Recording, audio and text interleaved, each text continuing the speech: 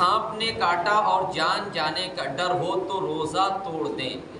یعنی سانپ نے کاٹ لیا، یقیناً زہریلا ہوتا ہے سانپ، تو اگر جان جانے کا ڈر ہے اور دوا کھانا ہے تو ایسی حالت میں روزہ توڑ دیں گے، تو اس کی صرف ایک قضا لازم ہوگی، کفارہ لازم نہیں ہوگا.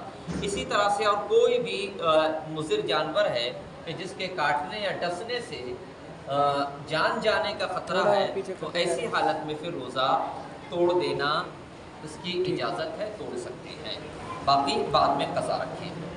مسئلہ شیخ فانی. شیخ فانی کہتے ہیں بہت بوڑھا آدمی، وہ بوڑھا آدمی کہ جس کے اب صحت یاب ہونے کے امکانات ختم ہو گئے، 70 80 90 سال 100 سال کی عمر ہو گئی. اور ہوتا یہ ہے کہ جب اتنا بوڑھا ہو جاتا ہے تو کمزوری بڑھتی ہی جاتی ہے، ختم نہیں ہوتی جب بہت زیادہ بوڑھا ہو جاتا ہے شخص، تو اسے شیخ فانی کہتے ہیں. شیخ فانی جب روزہ رکھنے سے عاجز ہو، یعنی نہ اب رکھ سکتا ہے نہ آئندہ اس میں اتنی طاقت آنے کی امید ہے کہ روزہ رکھ سکے گا، تو اسے روزہ نہ رکھنے کی اجازت ہے. اور ہر روزہ کے بدلے میں فدیہ یعنی دونوں وقت ایک مسکین کو بھرپیٹ کھانا کھلانا اس پر واجب ہے، یا ہر روزہ کے بدلے میں صدقہ فطر کے برابر مسکین کو دے دے.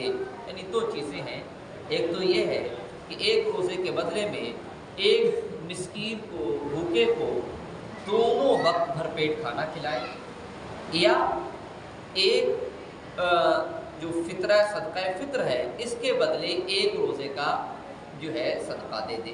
یعنی 2 کلو 47 گرام گیہوں یا آٹا دے دے، اس سے روزے کا فدیہ ادا ہو جائے.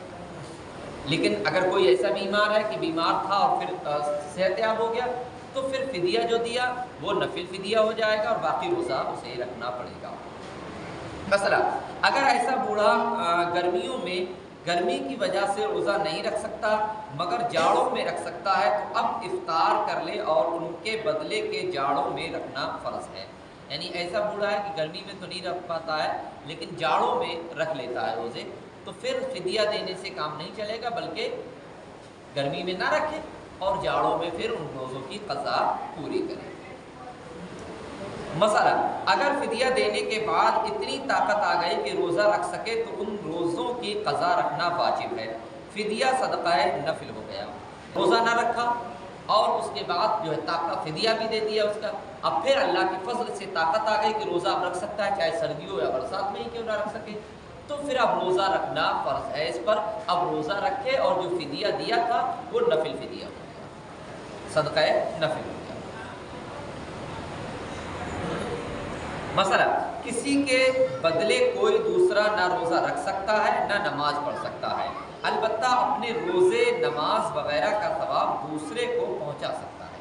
یعنی کسی کے بدلے کے نہ تو کوئی نماز پڑھ سکتا ہے نہ روزے رکھ سکتا ہے، ہاں اپنی جو بھی عبادتیں ہیں اس کا ثواب دوسروں کو پہنچا سکتا ہے. یہاں تک کہ بہت سے علماء کا کہنا، صوفیہ کا کہنا یہ کہ آپ اپنی جو بھی عبادت کرتے ہو اس کا ثواب اپنے ماں باپ کو ضرور پہنچا دیا کریں. آپ کے ثواب میں کوئی کمی نہیں ہوتی، بلکہ ماں باپ کو آپ کا ثواب مل گیا تو اور زیادہ اس سے فائدہ پہنچ گیا، دونوں کو فائدہ پہنچ گیا. لیکن ایک دوسرے کے بدلے کی نہ تو روزہ رکھے گا نہ نماز پڑھے گا. مثلا نفلی روزہ قصداً شروع کرنے سے لازم ہو جاتا ہے. یعنی نفلی روزہ اگر رکھ لیا تو اب یہ لازم ہو گیا، ویسے نہیں رکھا کوئی بات نہیں، کوئی جواب آپ سے طلب نہیں کیا جائے گا، لیکن جب رکھ لیا شروع کر دیا جان بوجھ کے تو اب یہ رکھنا لازم ہو گیا، ضروری ہو گیا. اگر توڑے گا تو قضا واجب ہوگی، یا کسی وجہ سے ٹوٹ جائے گا جیسے حیض آ گیا تو بھی قضا واجب ہوگی. یعنی نفلی روزہ رکھا تو اب کسی وجہ سے ٹوٹ گیا، توڑ دیا تو اس کی قضا لازم ہوگی، نہیں رکھا تو کوئی جواب نہیں ہوگا. مسئلہ عیدین یا ایام تشریق میں نفل روزہ رکھا تو اس روزے کا پورا کرنا واجب نہیں بلکہ اس روزے کا توڑ دینا واجب ہے.